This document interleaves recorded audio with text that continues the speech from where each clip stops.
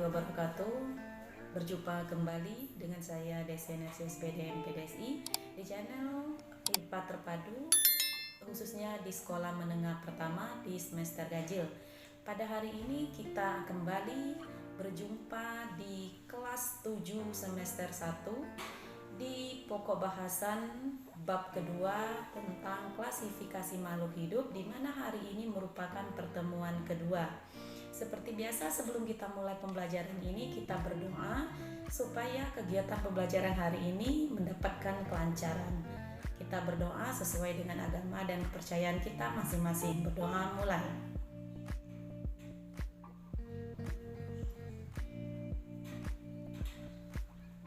Berdoa selesai. Oke, siap, kita mulai pembelajaran hari ini. Hari ini merupakan pertemuan kedua di bab kedua tentang klasifikasi makhluk hidup. Nah, pelajaran ini dipelajari di kelas 7 di semester 1. Adapun subpokok bahasan pada pertemuan kali ini yaitu tentang pengklasifikasian. Ya, nanti kita akan membahas apa itu pengertian klasifikasi, tujuan klasifikasi, dasar klasifikasi, serta kriteria dalam sebuah klasifikasi, terus tingkatan takson dan kunci determinasi pada makhluk hidup. Jadi itu subpokok bahasa yang kita bahas pada hari ini. Terus yang kedua, adapun kompetensi dasar pada hari ini masih sama dengan pertemuan yang pertama, yaitu 3.2 dan 4.2. Mengklasifikasikan makhluk hidup dan benda berdasarkan karakteristik yang diamati, terus menyajikan hasil pengklasifikasian makhluk hidup dan benda di lingkungan sekitar berdasarkan karakteristik yang diamati. Adapun tujuan pembelajaran pada hari ini, yang pertama ya kita lihat, setelah mengikuti kegiatan pembelajaran, peserta didik atau siswa diharapkan satu, dapat menjelaskan pengertian klasifikasi makhluk hidup. Oke. Yang kedua, mampu mendeskripsikan tujuan klasifikasi makhluk hidup. Yang ketiga, mampu mengidentifikasi dasar-dasar pengklasifikasian makhluk hidup. Terus terampil membuat tingkatan takson pada makhluk hidup. Dan terampil membuat kunci determinasi makhluk hidup. Jadi itu tujuan pembelajaran kita pada pertemuan kali ini. Nah, sebelum memulai pelajaran pada hari ini, seperti biasa kita akan mengingat materi sebelumnya terlebih dahulu. Ya, apa materi sebelumnya yang kita bahas pada pertemuan pertama? Nah, pada pertemuan pertama kita sudah membahas tentang pengelompokan benda di sekitar kita. Ya, di mana benda di sekitar kita itu terdiri dari benda hidup dan benda tak hidup. Nah, di sini dikatakan bahwa kelompok benda yang pertama adalah kelompok makhluk hidup. Dan kelompok makhluk hidup ini termasuk ke dalam benda alamiah. Ya. Terus yang kedua, kelompok benda atau makhluk tak hidup, ya, di mana di sini disebut dengan benda buatan. Nah, bagaimana kita mengelompokkan makhluk hidup kemarin? Pada pertemuan sebelumnya kita sudah bahas bahwa dalam mengelompokkan makhluk hidup biasanya kita melihat ya, persamaan dan perbedaan ciri-ciri. Jadi yang menjadi dasar pengelompokan makhluk hidup itu adalah ciri-ciri makhluk hidup. Di pertemuan sebelumnya kita sudah bahas bahwa ciri-ciri makhluk hidup itu ada bernafas, makan dan minum, tumbuh dan berkembang, bergerak, reproduksi atau berkembang biak, adaptasi, iritabilitas, serta ekspresi. Nah, inilah yang akan dijadikan landasan atau acuan dalam mengklasifikasi atau mengelompokkan makhluk hidup. Jadi ini materi dasar pada pertemuan sebelumnya. Nah, hari ini kita akan belajar materi baru. Namun sebelumnya Ibu tanya pada kalian, pernahkah kalian pergi ke pasar? Ya, otomatis jawabannya Ibu rasa sudah pernah. Nah, terus setelah sampai di pasar, kalian melihat banyak dagangan yang dijajakan oleh para pedagang. Nah, pertanyaannya, bagaimana pedagang tersebut menata dagangannya? Ya, kita tahu bahwa di pasar itu banyak sekali terdapat barang-barang atau benda-benda yang dijual oleh para pedagang. Ya, nah, di sini kita lihat ini berbagai macam dagangan yang dijajakan di pasar. Dari gambar ini kira-kira apa yang mau Ibu tanya dengan kalian? Ya, pertanyaannya adalah ternyata pedagang ini menata dagangannya sedemikian rupa. Tadi ditanyakan bagaimana pedagang menata dagangannya. Ternyata pedagang itu menata barang dagangannya dengan cara mengelompokkan dagangan sesuai dengan jenisnya. Ini kita lihat, ikan dikelompokkan semuanya dengan ikan. Ada yang cumi-cumi, ada udang. Terus di sini ada kelompok buah-buahan, ada kelompok sayur mayur, dan di sini ada kelompok bawang, ya, cabai, ya, cabai merah, cabai hijau, cabai rawit. Di sini ada bawang bombay, bawang putih, bawang merah. Dia ditata sedemikian rupa dengan kelompoknya masing-masing. Nah, pertanyaannya mengapa? Ya, mengapa pedagang menyusun atau menata dagangannya sesuai dengan jenisnya ini? Ya. Nah, tentu saja jawabannya supaya mempermudah pembeli untuk mendapatkan barang sesuai dengan keinginannya. Jadi ketika pembeli mau membeli ikan, maka dia akan pergi ke tempat di mana diletakkan ikan. Kalau dia butuh sayur, dia akan pergi ke tempat diletakkannya sayur. Demikian pula halnya dengan buah-buahan dan bumbu-bumbuan. Nah, artinya secara alami, ya, secara natural para pedagang sudah mulai mengelompokkan, ya, sesuai dengan jenisnya supaya untuk mempermudah mendapatkan barang tersebut. Nah, hari ini gambar ini akan ada kaitannya dengan materi yang akan kita bahas pada pertemuan kali ini. Oke, kita lanjut. Jadi hari ini kita akan belajar apa? Ya, hari ini kita akan belajar hal-hal berikut. Ya, sesuai dengan gambar tadi Ibu katakan bahwa ada pengelompokan. Oke.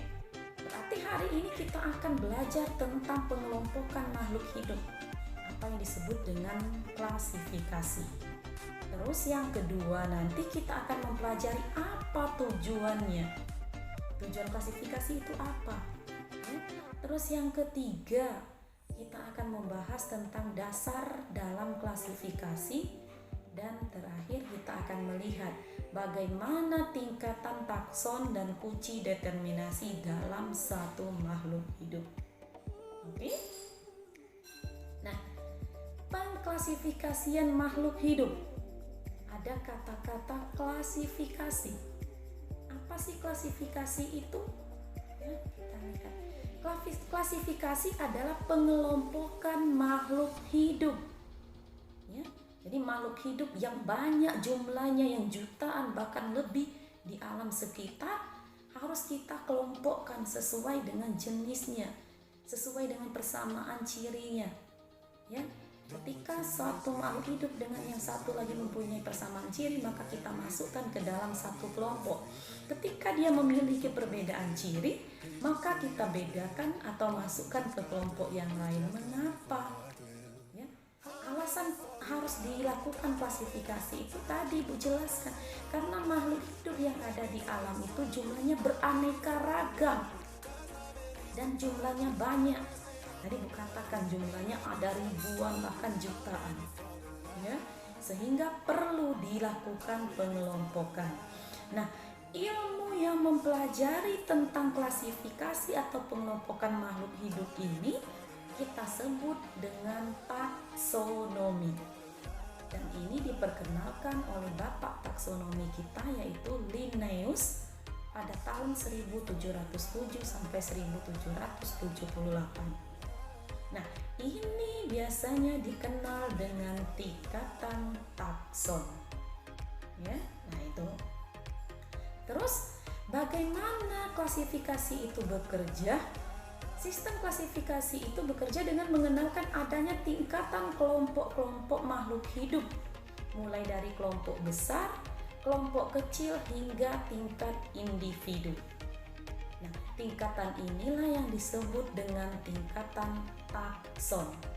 Ya, jadi klasifikasi atau pengelompokan makhluk hidup yang dikelompokkan berdasar tingkatan mulai nanti kelompok tingkatan paling atas yang terbesar dengan jumlah anggota yang banyak, terus sampai ke bawah nanti jumlahnya sedikit, ya, itu disebut dengan tingkatan takson. Nah, ilmu yang mempelajari disebut dengan taksonomi. Paham sampai di sini? Oke. Nah, selanjutnya tujuan klasifikasi. Apa tujuan klasifikasi? Klasifikasi itu bertujuan mempermudah mengenali, membandingkan, dan mempelajari makhluk hidup. Jadi tujuan klasifikasi itu adalah yang pertama untuk mempermudah mengenali, membandingkan, dan mempelajari makhluk hidup. Ya. Yang kedua, supaya bisa mengelompokkan makhluk hidup berdasarkan persamaan dan perbedaan ciri-ciri yang dimiliki. Tadi Bu sampaikan, ketika ada dua makhluk hidup yang memiliki persamaan ciri, maka dua makhluk hidup ini dijadikan satu kelompok. Terus ada lagi kelompok makhluk hidup yang lain yang cirinya sama dengan dua makhluk hidup ini tadi, kita juga masukkan ke dalam satu kelompok. Nah, akan tetapi ketika dia memiliki perbedaan ciri, maka makhluk hidup ini kita masukkan ke kelompok yang lain. Ya. Terus yang ketiga, tujuan klasifikasi itu adalah untuk mendeskripsikan ciri-ciri suatu jenis makhluk hidup yang sekaligus akan membedakannya dengan makhluk hidup dari jenis yang lain. Jadi satu kelompok tadi yang terdiri dari beberapa makhluk hidup, otomatis dia memiliki ciri-ciri yang sama. Apa? Entah itu ciri organ tubuhnya, atau habitatnya, atau alat geraknya. Nanti kita lihat ya. Terus tujuan klasifikasi berikutnya adalah mengetahui hubungan kekerabatan antar makhluk hidup. Otomatis ketika makhluk hidup ini dimasukkan ke dalam satu kelompok, maka dia akan memiliki kekerabatan yang dekat. Oke. Terus memberi nama makhluk hidup yang belum diketahui namanya. Jadi ini 5 tujuan dari klasifikasi atau pengelompokan makhluk hidup. Nah, setelah belajar tujuan klasifikasi, kita akan membahas dasar dalam sebuah klasifikasi atau pengelompokan makhluk hidup apa saja. Biasanya dasar klasifikasi itu berdasarkan morfologi. Morfologi itu apa? Ciri-ciri bagian luar. Ya, kalau misalnya ke hewan, lihat dari alat geraknya. Apakah dia mempunyai kaki? Terus apakah alat geraknya dengan menggunakan kulit ya atau otot tubuh? Apakah alat geraknya menggunakan sirip seperti jenis ikan? Ya. Nah, jadi dasar klasifikasi atau pengelompokan yang pertama itu adalah ciri morfologi.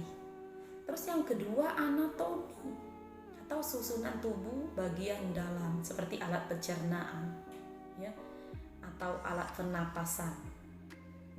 Terus yang kedua, dasar klasifikasi itu berdasarkan persamaan dan perbedaan ciri. Tadi sudah dibahas juga di tujuan klasifikasi. Terus dasar berikutnya adalah berdasarkan manfaat. Misal di tumbuh-tumbuhan kita kelompokkan manfaatnya apa?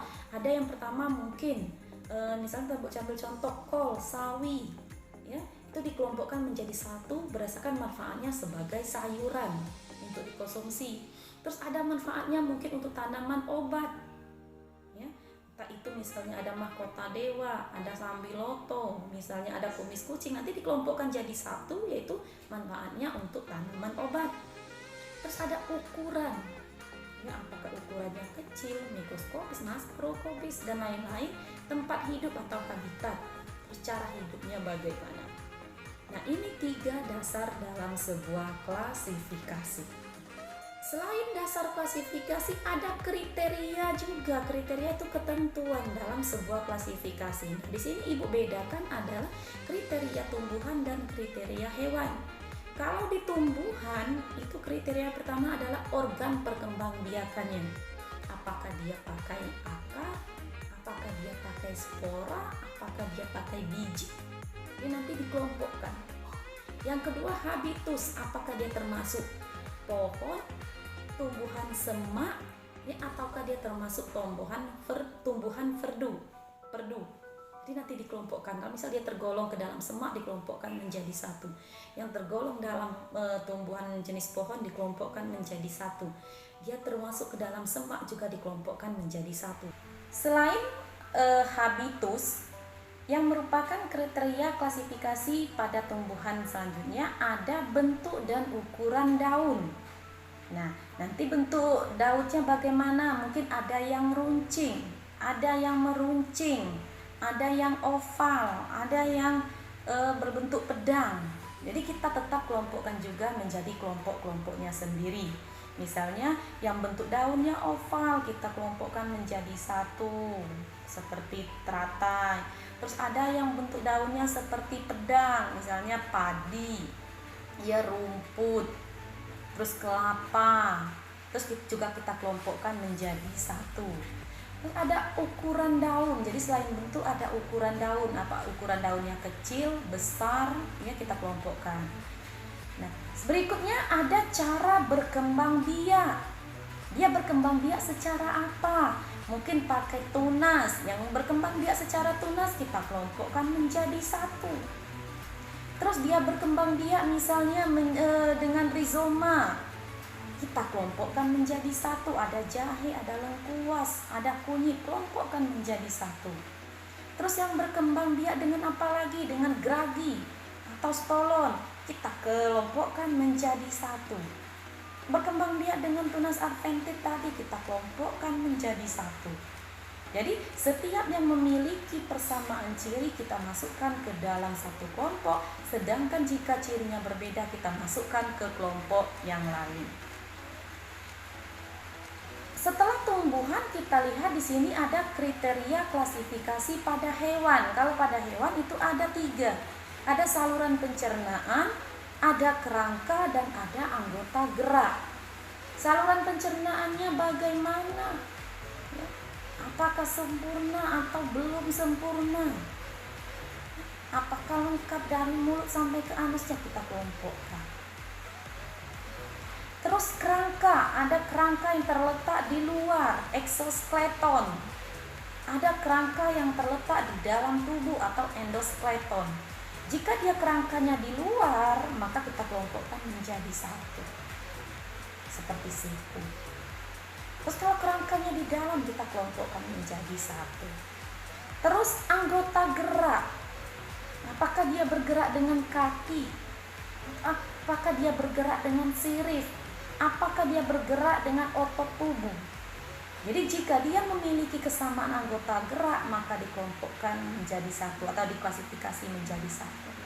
Tapi jika alat geraknya sudah berbeda atau anggota geraknya sudah beda, maka dia diletakkan ke kelompok yang lain. Nah, ini kriteria-kriteria dalam mengklasifikasi atau mengelompokkan makhluk hidup baik pada tumbuhan maupun hewan. Oke. Terus di sini tadi pada awal Ibu katakan bahwa pengelompokan makhluk hidup tadi si Linnaeus dia masukkan ke dalam tingkatan-tingkatan taksonomi atau yang disebut dengan takson tadi. Bagaimana si Linnaeus ini membuat tingkatannya? Dia mulai membuat dari kerajaan tertinggi atau yang disebut dengan kingdom sampai ke tingkatan terbawah yang disebut dengan spesies atau jenis. Di sini sudah dibuatkan tingkatannya, ada dalam bahasa Latin, ada dalam bahasa Indonesia, dan ada dalam bahasa Inggris. Yang paling atas itu disebut dengan dunia, kalau bahasa Indonesianya, atau kingdom bahasa Inggrisnya, atau regnum bahasa Latinnya. Ada juga yang mengatakan dengan kerajaan. Terus di sini biasanya anggota makhluk hidupnya sangat banyak. Ibu ambil contoh tumbuhan. Semua tumbuhan itu dimasukkan dalam satu kingdom atau satu regnum. Kingdom apa? Kingdom plantae. Padahal kalau kita tahu tumbuhan itu sangat banyak jenisnya. Tadi ada yang tumbuhan spermatopita berbiji, ada tumbuhan lumut, ada tumbuhan paku. Tumbuhan berbiji pun masih banyak lagi, ada berbiji tertutup, ada berbiji terbuka, ya, yang sudah dipelajari di SD. Nah, jadi di tingkat paling atas tingkatan taksonomi ini anggotanya masih banyak. Ya, dan ciri-ciri yang dimiliki masih sedikit, persamaan ciri-ciri yang masih dimiliki. Yang banyak nanti perbedaan ciri-ciri di sini. Terus tumbuhan tadi dipecah lagi, di bawahnya ada yang masuk dengan divisi apa atau filum apa. Ya. Terus kelas. Misal di sini tadi Bu ambil tumbuhan ya, kingdomnya plantae atau tumbuhan, terus divisinya apa? Misalnya spermatophyta. Ya. Terus spermatophyta dibagi lagi kelasnya ada spermatophyta itu berbiji terbuka, ada gymnospermae, ada tertutup disebut angiospermae. Terus nanti di bawahnya ordonya apa?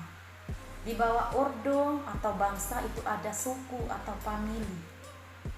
Di bawah famili ada marga atau genus. Terakhir ada spesies. Nah, semakin mengerucut ke bawah tingkatannya, biasanya anggotanya semakin sedikit. Dan ciri yang dimiliki itu semakin banyak. Ibu ambil contoh tadi. Kalau misalnya tumbuhan, semua tumbuhan, ternyata di genusnya di sini adalah citrus atau jeruk.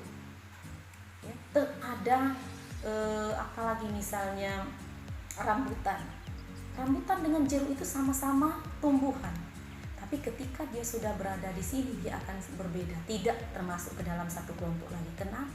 Karena jeruk dengan rambutan itu sudah berbeda marga ya. Nah, kita lihat contohnya. Nah, di sini diambil contoh, di sini Bu ambilkan contohnya hewan ya.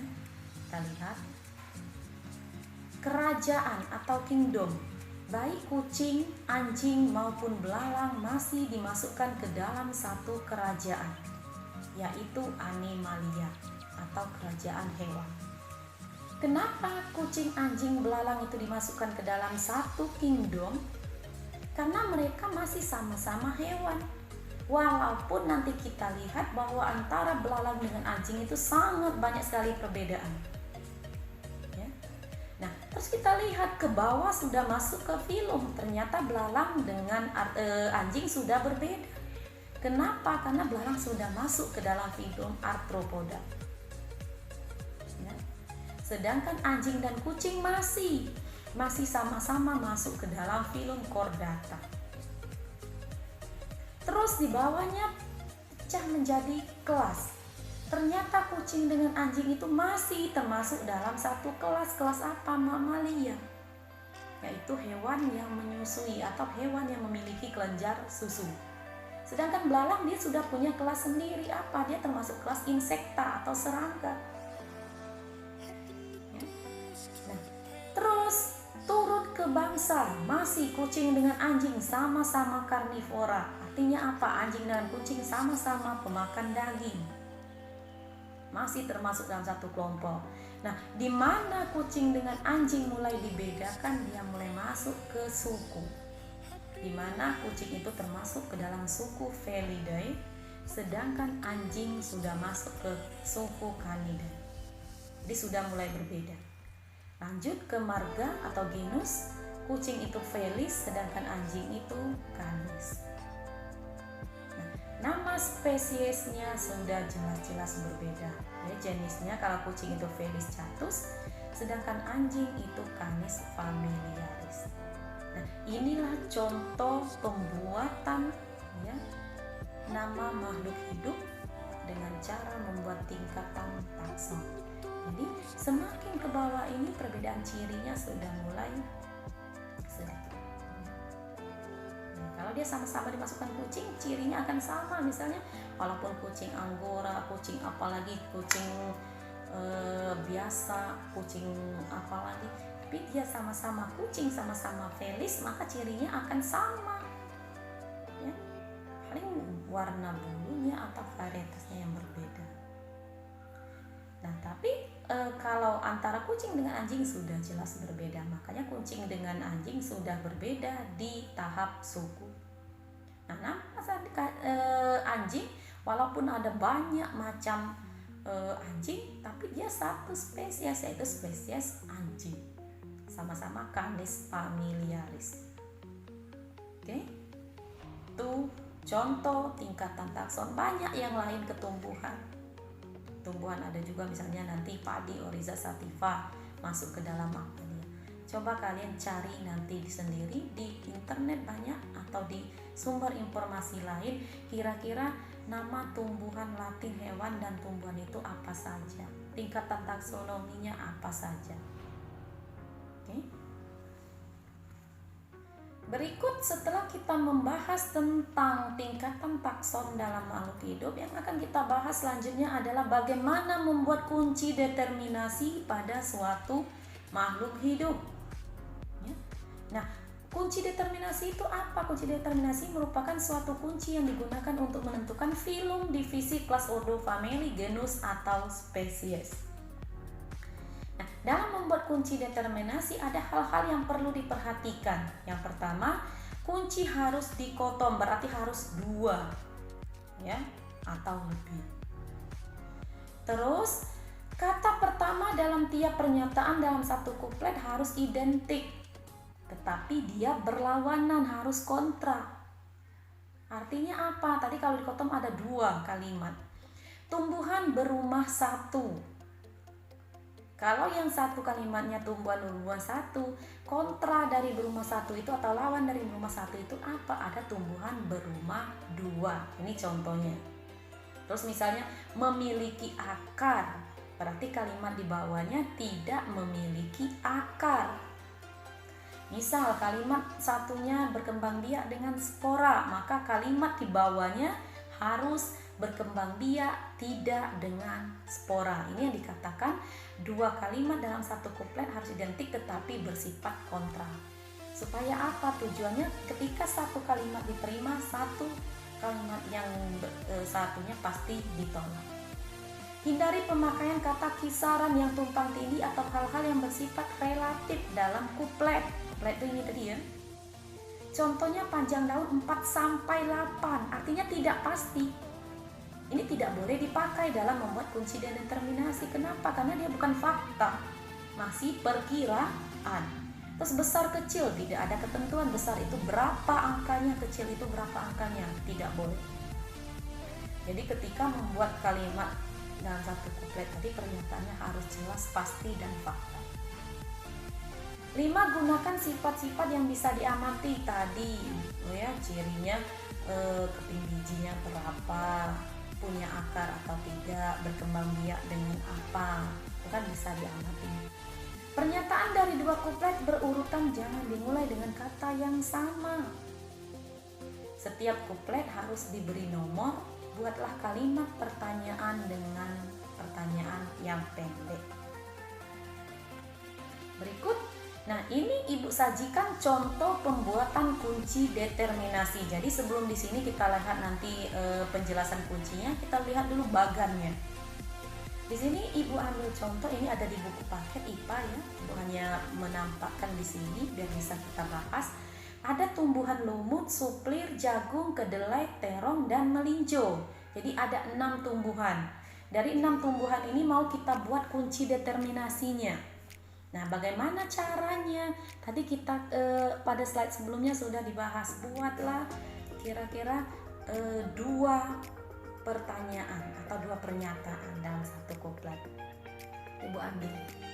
Kira-kira kita buat apa dulu? Berkembang biak. Karena di sini ada lumut, suplir, ada jagung. Artinya lumut dengan suplir ini pasti dia berkembang biak dengan spora. Maka pernyataan dalam kuplet ini kita ambil berspora atau tidak berspora. Kontra kan? Berlawanan? Nih kita lihat. 1A-nya berspora, 1B tidak berspora. Nah, yang berspora ternyata ada 2 tumbuhan. Apa? Ada suplir dan ada lumut. Artinya belum bisa kita dapatkan satu tanaman. Maka kita pecah 1A ini menjadi 2A dan 2B. Apa? Selain berspora, dia berbatang jelas. Jadi cirinya memiliki spora dan memiliki batang yang jelas. Siapa antara suplir dengan lumut yang berbatang jelas? Yaitu suplir. Nah, kalau suplir berbatang jelas, otomatis lumut tidak berbatang jelas. Jadi sudah ketemu jawaban di antara tumbuhan suplir dan lumut. Jadi kalau suplir berspora berbatang jelas, lumut berspora tidak berbatang jelas. Dapat 2A dan 2B. Nah, terus kembali di awal tadi. Kalau di 1A berspora berarti 1B tidak berspora. Ada 4 tanamannya, jagung, kedelai, terong, melinjo. Karena masih 4 kita pecah. 2A sudah ada, 2B sudah ada, yang belum ada apa? Yang belum adalah nomor 3. 3 kita kasih 3A dan kasih 3B. Nah, kira-kira ciri kalau tumbuhan tidak berspora, apa yang mau kita gali lagi? Yang kita gali adalah bentuk bijinya. Apakah dia berbiji tertutup ataukah dia berbiji terbuka? Nah, berbiji tertutup termasuk ke dalam 3A. Ternyata masih ada 3 tumbuhan. Ada jagung, kedelai, dan terong. Artinya berhenti sampai di sini atau tidak? Jawabannya tidak. Nah, sedangkan di 3B lawan dari berbiji tertutup ada berbiji terbuka. Siapa tumbuhan yang berbiji terbuka? Itu ada melinjo. Karena dia satu tumbuhan berarti selesai. Ya, selesai sampai di 3B. Nah, kita lanjut yang mana yang masih ada tumbuhannya lebih dari satu tadi, yaitu di berbiji tertutup. Nah, sudah berbiji tertutup, tidak berspora, kira-kira apa ciri yang bisa kita pakai lagi? Kalau dia berbiji tertutup, kita ingat pelajarannya, berbiji tertutup itu dibagi lagi menjadi 2. Kita bahas dari kepingnya. Ada yang berkeping 2, ada yang berkeping 1. Keping 2 dikotil, keping 1 monokotil. Terjawab 1 yang monokotil. Ya, monokotil itu ada tanaman jagung. Karena dia hanya sendiri berarti selesai sampai di nomor 4B. Ya. Nah, sedangkan di kotak 4A masih ada 2 tanaman, ada kedelai, ada terong. Maka kalau dia masih 2 tanaman berarti belum selesai kerjaan kita membuat kunci. Cari lagi ciri. Ya, keping bijinya sudah, biji terbuka tertutupnya sudah, berspora tidak spora sudah. Maka ciri yang bisa kita amati lagi adalah bunganya. Apakah dia berbunga kupu-kupu ataukah dia berbunga trompet? Maka akan kita peroleh 1 tanaman berbunga kupu-kupu, atau kita kasih kode 5A yaitu kedelai, dan 5B berbunga trompet itu terong. Oke. Nah, dari bagan ini nanti kita akan turunkan diagram kuncinya seperti ini. Jadi tadi ada diagram atau bagan, dari bagan atau diagram tadi kita pecah menjadi kunci pada slide ini. Apa yang kita dapatkan tadi? Yang pertama ingat di kotak nomor 1 tadi. Nih, Ibu kembalikan, berspora tidak berspora. Artinya kita buat 1A tumbuhan yang berspora. Yang ke 1B tumbuhan yang tidak berspora. Kita kembalikan ke slide ini. Tidak berspora masih dibagi menjadi 2A dan 2B. Sedangkan yang berspora kita bagi menjadi 2A dan 2B. Sedangkan tidak berspora kita bagi menjadi 3A dan 3B. Maka di sini kita buat 1A tumbuhan yang berspora artinya masih dilanjutkan ke 2A. Kenapa dilanjutkan? Karena tumbuhannya masih lebih dari 1. Terus 1B tumbuhan yang tidak berspora berarti lanjutkan ke 3A. Kenapa? Karena tumbuhannya juga lebih dari 1. Terus simbol 2A ini atau kode 2A ini kita letakkan di sini. 2A tumbuhan berbatang jelas. Jadi ciri berspora berbatang jelas sudah dapat 1 tumbuhan suplir. Terus ada 2A, ada 2B tumbuhan yang tidak berbatang jelas. Apa? Ada lumut. Jadi sudah ketemu 2 tumbuhan. Ya, yang dari 2A. Nah, di sini ada kode 3A. Maka 3A kita turunkan ke bawah. 2 sudah ya, sudah 2A sudah, 2B sudah. Maka 3A pasti ada 3B. 3A berbiji tertutup. Apa berbiji tertutup?